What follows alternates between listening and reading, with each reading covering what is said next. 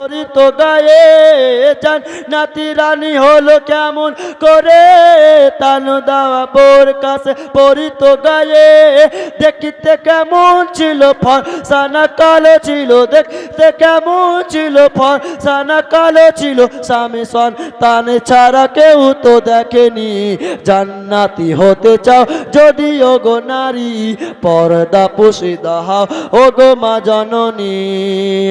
আখেরি শের। গরিব দুঃখী ছিল হযরত আলী পারিত না কিনে দিতে নতুন শাড়ি। গরিব দুঃখী ছিল হযরত আলী পারিত না কিনে দিতে নতুন শাড়ি।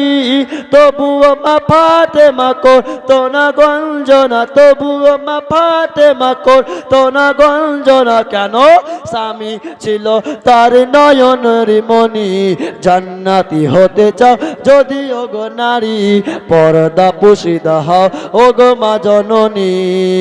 এই গজলে যদি ব্যাখ্যা করি তো অনেক লম্বা চওড়া হয়ে যাবে, শুধু আপনাকে বললাম কারণ হযরত আলী রাদিয়াল্লাহু তাআলা এত গরিব ছিল যে মা ফাতেমাকে সুন্দর একটা কাপড় কিনে দিতে পারতো না।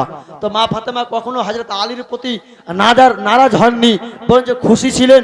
নিজের কম্বলকে বলেছেন ওগো আমার স্বামী এই কম্বলটা নিয়ে যান আর বাজারে বিক্রি করে দিয়ে আসেন যদি কিছু পয়সা পান। আর আজকাল মা বোনেরা যদি স্বামী একটা শাড়ি কিনে দেয় তো বলবে এটা তো 100 টাকা দামের শাড়ি।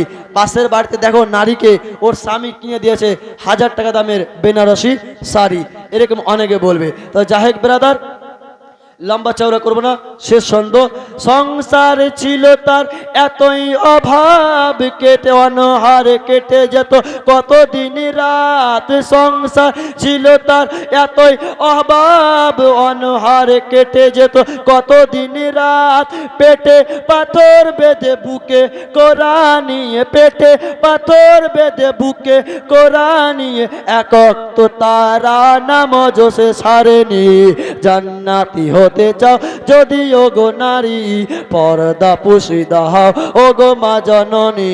শোনো না শোনো না ওগো মা বোনেরা, শোনো না শোনো না ওগো মা বোনেরা কেমন ছিল মা ফাতেমা জননী। জান্নাতি হতে চাও যদি ওগো নারী পর্দা পুশিদা হও ওগো মা জননী।